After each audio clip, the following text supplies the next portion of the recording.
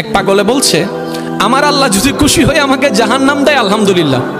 এবার শিক্ষিত সমাজ যারা আমাদের মতো কিছু আছে না, বেশি পণ্ডিত, এবার যাই বলতেছে সবাই চাই জান্নাতে যাইতে, এই পাগলে চাই জাহান্নামে যাইতে। কত বড় গাদা।